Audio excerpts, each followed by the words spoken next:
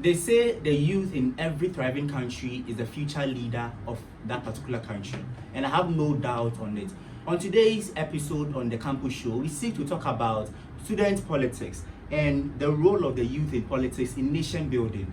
I warmly welcome you to the Campus Show with me and your Pondinchi, your host for this show.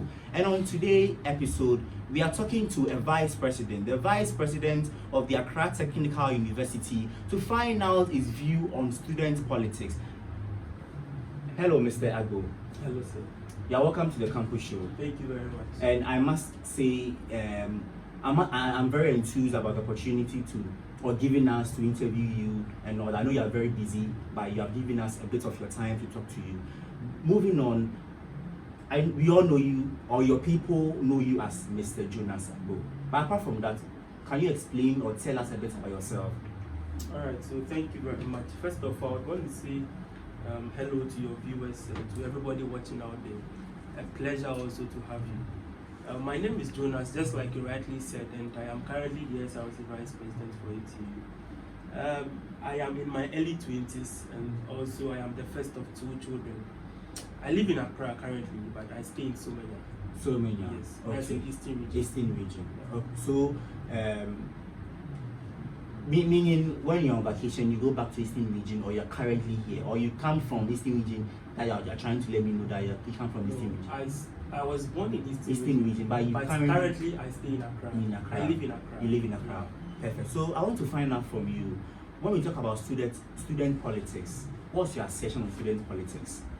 Alright, so student politics, I think it's a good thing to talk about, and I also think it's a good thing for every student to involve himself in. First of all, it's an opportunity for you to serve.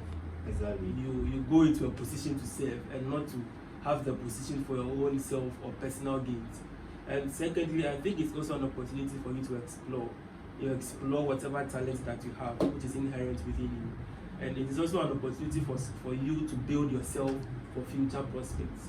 I think that is all. Okay, and you saying it is an opportunity for you to serve, I have no doubt on that. But looking at today's youth, how would you rate us? First question, how would you rate today's youth in terms of service to mankind or to them holding position to do something? And then secondly also, how effective do they play in their prospective offices that they get into? Because you are talking about service, and that's all leadership is all about. So I'm asking you, from what you said, how effective is the youth today being able to serve? How would you rate them? Before that, how would you rate the youth? Alright, so I think that the act of service has largely been thrown to the dogs. Okay. In this current era of our generation, it has been thrown to the dogs in a sense that people come into office nowadays not necessarily to serve. The main idea is to serve, but now they come into office to acquire wealth. Exactly. That no two ways about this. Exactly. Now let me use USAC as an example. Let me use GRASAC and NUCS as an example.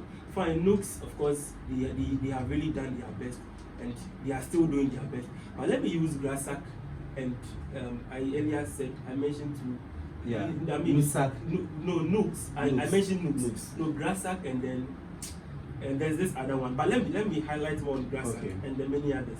Now, GRASAC, for instance, of course, the SRC falls under GRASAC, right? It's a national body. Exactly. But when you look at them, for instance, citing them as an example, what they do is that you see them go to Congress.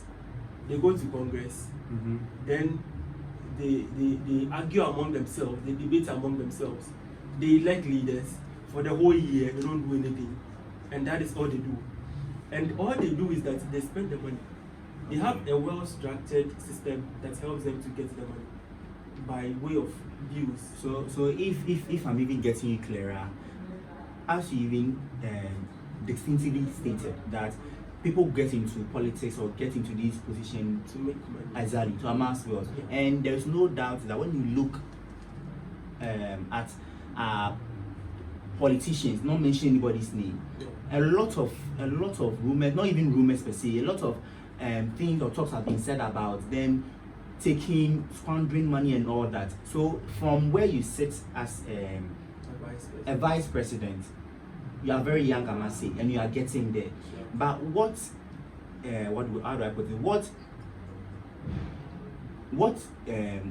What would necessarily trigger you as a vice president sitting here not to kind of indulge yourself in what is above or what you are seeing from the people that are in maybe the real positions, the MPs that are in parliament that are doing that? Some of them are into amassing this world in a bad way. Right, so first of all, I think that this office I have now is an opportunity for me to learn. Okay. Yeah, so I am learning the rudiments of leadership. Okay. Now, number two, I want to emphasize more on values. I think every individual should have their own values. Your value is one that distinctively defines you. So my value is that I don't take bribe, regardless of whatever. You don't take bribe. I don't take bribe. So you have never taken bribe ever since you came into I have never office? taken bribe. If it is a gift that you want to give to me for an act of service, fine, fair enough. You get Okay. it? So as part of my values, answering this, personalizing this statement, as part of my values, I really hold in high esteem the value of integrity. And that if you are able to keep your values, when you climb up there, you will never take bribe or you will never go contrary to what we are seeing our leaders doing now. Okay, so moving on, Mr. Agba, I want to find out from you, what's your take on students going for leadership roles? Any leadership roles in school? What's your take on it? I think it's a good idea, and I would encourage every young leader out there to go for a position. But others also feel there is no need in going for position in school. He came a person to come and learn. So why then would you waste your time and then go for position? There is really the need. When I came to first year, let me use myself. When I came to first year, I wanted to become a professor. Okay. And so I was so much into books. How to even speak in public, I was lacking those basic rudiments. But along the line, I got to realize that no, I need to integrate myself into the world space. There are a number of things that can define a person far from books. And moreover, let me chip this in, I've also come to realize that academia is mostly a business now and not a science. Okay. Yes, that is my view and my perception. So it has really helped me a lot, and I would encourage the young ones out there to go for positions. It will build you for future endeavors. Okay, so Mr. Agbo, would you consider any leadership appointment through politics appointment after school, if offered, and why would you do that? As an SRC president, when offered a leadership position appointment in politics, would you consider after school, and why would you do so? Personally, I have lost interest in politics. You have no interest in politics anymore.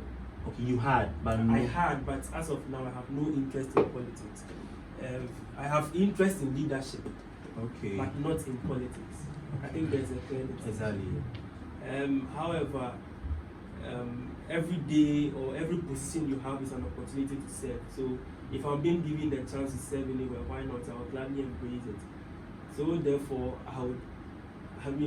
the values I have learned now, the things I've learned now will of course help me climbing up, and I think that would be a good thing to talk about. Okay, that's a good submission. From where you sit as the vice president of the SRC, as you are someone who is into leadership, not necessarily into politics, what would you say the youth contribute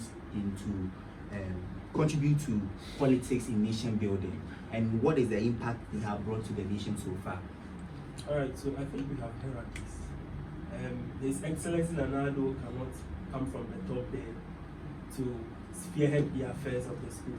Likewise, the VC cannot come down here to spearhead the affairs of the student body. That is why we have the hierarchy. The SLC, then the dean, then the registrar.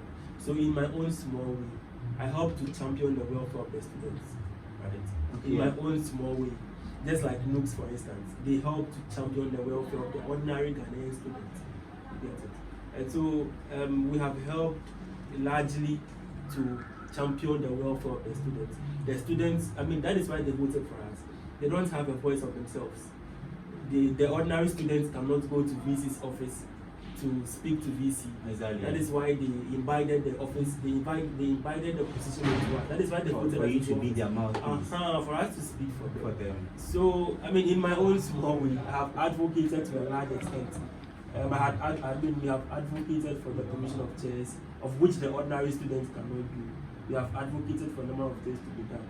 And so in my own small way, I hope to champion the welfare of the ordinary students. Okay, that's a good submission. So continuing, I want to find out from your point of view, how do you continue to develop and grow as a leader? Because as a leader, you have been put in office by the people so that they will be their mouthpiece and all that. So there are lots of things you are doing. But how do you manage to, because you have to build yourself, develop, but how do you manage to do all these things to not get stuck at where you are, but to develop yourself? How do you do that? So every day is a learning process. Okay. So you grow yourself by reading.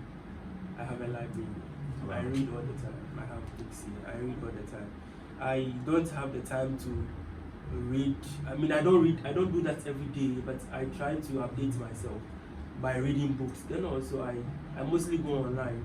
Okay. I listen to stories. I listen to news. I read books and all that. I also learn from people like your noble self. Wow. Yeah, I also learn from So people. these are ways By which I build myself. you build yourself. Yeah. Yeah, I'm very happy you made mention about reading. Yeah. Along my journey or starting this career, I found reading as a pivotal instrument in shaping whatever that I'm doing. And I'm very happy you made mention about reading. What's your take about reading in the life of the youth now? A lot of us don't like reading. What's your take on that? Most of them don't read. And I would encourage whoever that is watching this video to read. Reading, I mean, it expands your scope of mind. Reading helps, it builds your intellectual prowess. Reading does a lot of things in the brain, right? Exactly. If you don't feed the body needs food. Mm-hmm. The soul needs prayer, and then the brain also needs books. So when you read, it exposes you to a lot, and then it opens your mind. So you would encourage every youth out there watching us to really read. To develop the habit of reading. Okay, so guys, if you are still watching, you are watching the campus show here with me and Yopon Deji on Yopon Online TV, where we talk to university students